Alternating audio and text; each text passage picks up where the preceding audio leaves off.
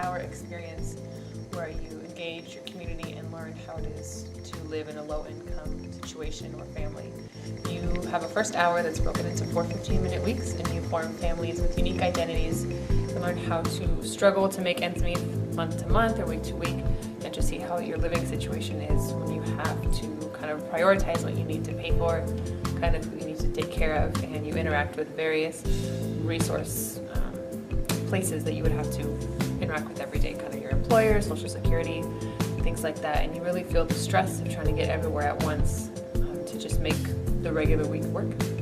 I am 57 years old and I'm partially paralyzed, so I cannot work. I have diabetes and I'm disabled and I have no mobility, so I'm taking care of her while my wife is at work.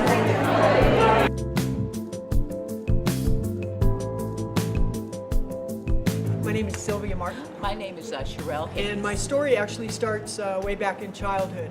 I come from a very, how can I say it, abusive family. I ran away from home when I was 16. Have a daughter.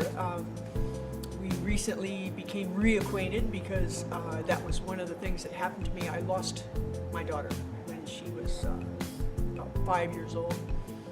She was taken from me because I could not care for her. In 2005, I was working as a dispatcher at HP. I was a contractor, and they unfortunately laid us off. And when they laid us off, I couldn't find work immediately, so I had to pay my rent through my savings. So I didn't have a big savings, I think about $5,000 in the bank.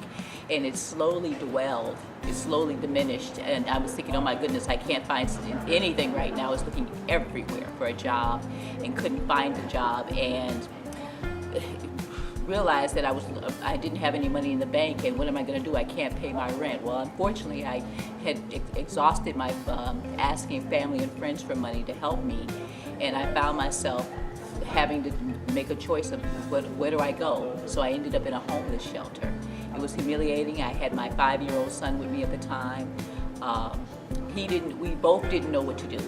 I'd never been in that experience. I'm from the Midwest, from Chicago, and I'd never been homeless. You know, I've always been able to find a job. At this time, eventually, I had to give my son up to my grandmother. He was upset with me because in the shelter, it's a different environment. Everybody's fighting over everything. Kids are fighting over because nobody has toys or nobody has anything. They're always fighting, and I thought it would be a better chance for him to get away from that kind of crowd. He attended school, but it was hard. He was having a lot of problems in school. And I was telling him, you know, why are you making it hard for mommy? Can't you see we're going through changes? You know, why are you making it? But he was going through his own problems as well. And now I understand that. So.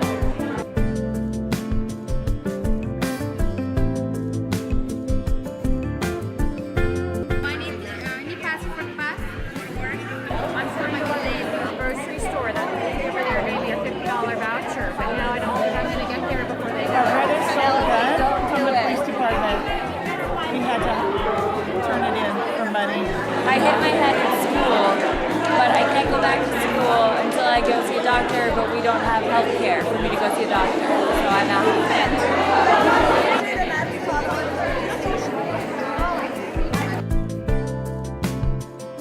It is the most current model. I'm getting ready to go to college. That is so beautiful. I'm selling my college education right That's here. what I'm saying now. That's what you're supposed to do. Make sure this stuff ain't stolen now, but you know, we don't buy stolen stuff. Okay, now I had problems with people before, that's why I keep a gun on me, okay? So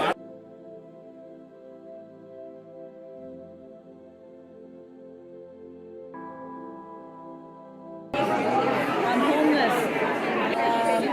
They gave me 5 days shelter, but I am staying at a church. Church right now is helping me out. School is going to call home and ask where we are, and then maybe say, oh, we're evicted. We don't have our home. That's true. School can't get a hold of things. Me and my family had just gotten into this family home shelter just a little while ago, and we've been going through tough times trying to figure out where to be, where to stay. I don't want to get made fun of as the kid that doesn't really have anywhere to be.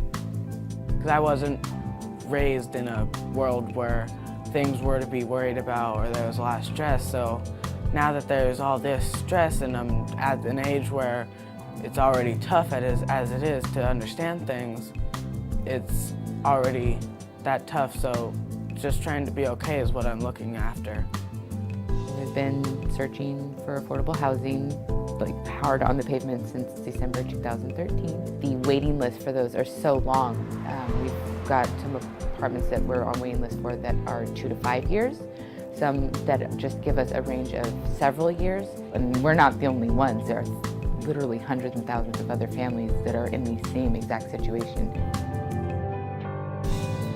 I mean, I try not to talk about it. I try not to bring school life and life together, because then I start getting confused over everything. But I'll sometimes like use a substitute family for my own stories.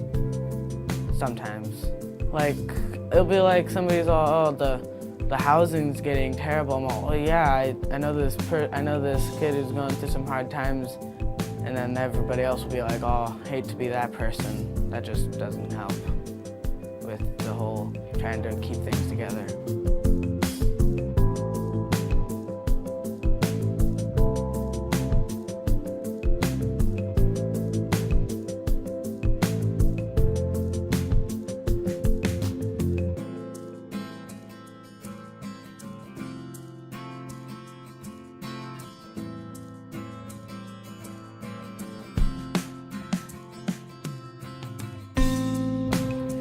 I mean, like all kids, children, I have that idea of what I want to be, but now it's harder to try and say that this is the first step to go to here when you're barely even able to take a step now.